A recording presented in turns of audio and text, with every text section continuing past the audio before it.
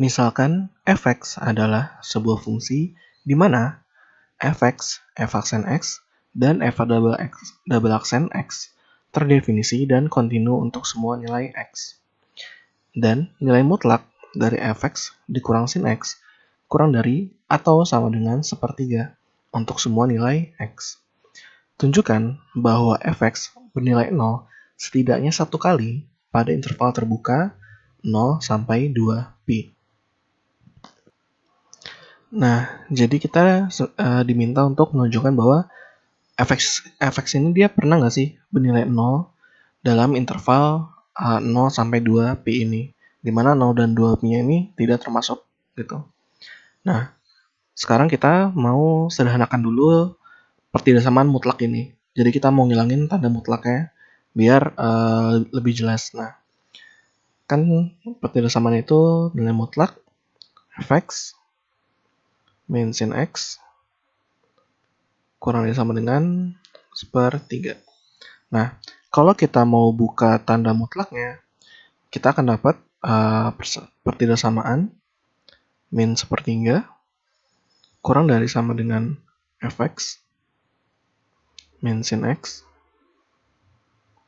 kurang dari sama dengan 1/3. Nah, karena ini tandanya dia kurang dari sama dengan, maka dia jadi seperti ini.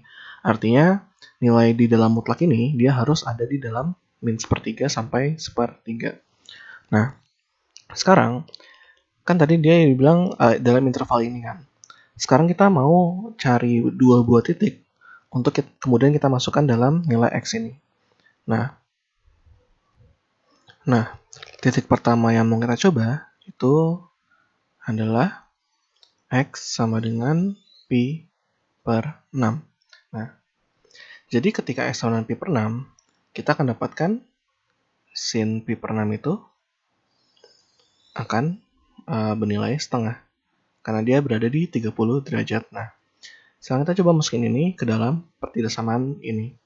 Kita akan dapatkan min sepertiga kurang dari sama dengan f pi per 6 dikurang setengah.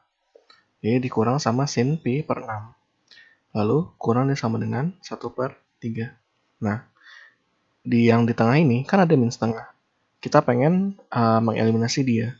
Sehingga pertidaksamaan ini masing-masing ruas akan kita jumlahkan dengan setengah. Min sepertiga tambah setengah jadinya itu 1/6. Lalu di tengahnya ini tinggal f pi per 6. Dan sepertiga tambah setengah itu 5/6. Nah, jadi kita dapatkan bahwa fp per 6 itu dia nilainya berada di antara 1/6 sampai 5pi per 6. Nah, dari sini kita aman untuk mengasumsikan bahwa untuk fp per 6 itu dia bernilai positif. Karena dia dihimpit antara dua buah nilai yang positif. Jadi dia tidak mungkin berada di luar kedua nilai itu. Nah, jadi ini kita simpan untuk nanti kita membuktikan pernyataan ini. Nah, sekarang kita cek titik yang kedua. Titik yang kedua yang mau kita pakai adalah x sama dengan 11/6 pi. Nah, 11/6 pi nilai sinusnya itu adalah min setengah. Karena dia berada di kuadran keempat dan dia mau 30 derajat menuju full circle, menuju 360 derajat. Maka dia nilai min setengah. Nah, sama seperti sebelumnya, kita substitusi dia ke dalam pertidaksamaan yang tadi sudah kita punya. Kita akan punya di sini min sepertiga kurang dari sama dengan f 11/6 pi. Lalu karena di sini min, jadinya plus setengah. Kurang dari sama dengan 1/3. Nah, kita mau ngilangin setengahnya, berarti masing-masing ruas, kita akan kurang dengan setengah. Min sepertiga dikurang setengah jadinya min 5/6. Tengahnya tinggal f 11/6 pi. Lalu Yang sebelah kanannya sepertiga kurang setengah itu adalah min 1/6. Nah, sekarang kita dapatkan bahwa F11/6pi itu dia dihimpit antara nilai min 1/6 sampai min 5/6.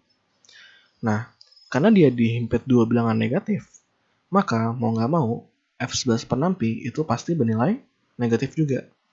Maka kita taruh juga di sini bahwa F11/6pi itu dia bernilai negatif. Nah, sekarang kan kita udah punya dua buah nilai ini. Sekarang emang mau diapain sih? Nah, sekarang kita coba gambarkan garis bilangan untuk menggambarkan interval terbuka ini, 0 sampai 2pi. Misalkan kita punya nilai 0-nya dia ada di sini. Di sini dia bernilai 0, lalu 2pi-nya dia ada di sini. Nah, karena dia terbuka, kita gambarin dia kayak gini. Dia terbuka. Kalau tertutup, kita pakai simbol siku. Nah, kemudian, kan tadi kita dapatkan nilai pi/6 pada nilai f, itu dia, pada fungsi f, dia bernilai positif. Berarti di sini, kira-kira pi/6, maka nilai f-nya kurang lebih ada di sini, misalkan.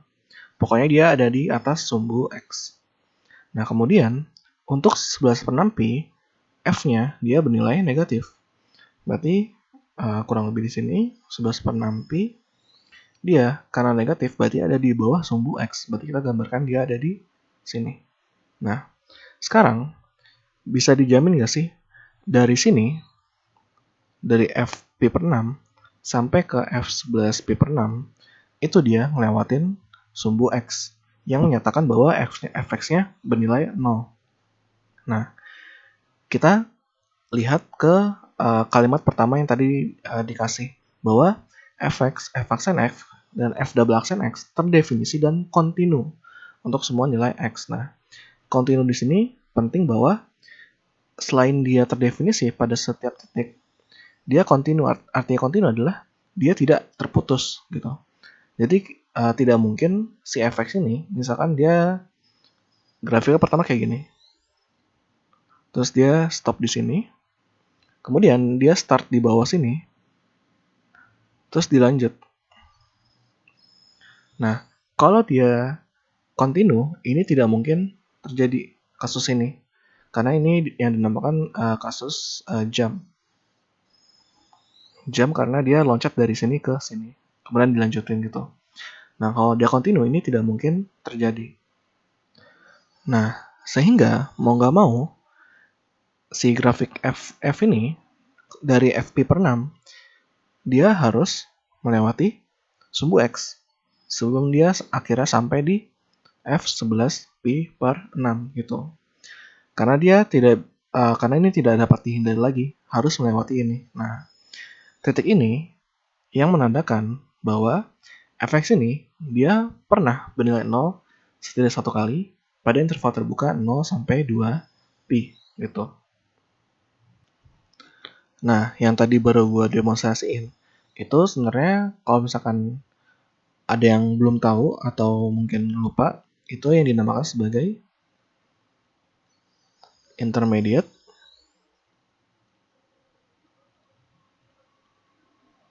value theorem.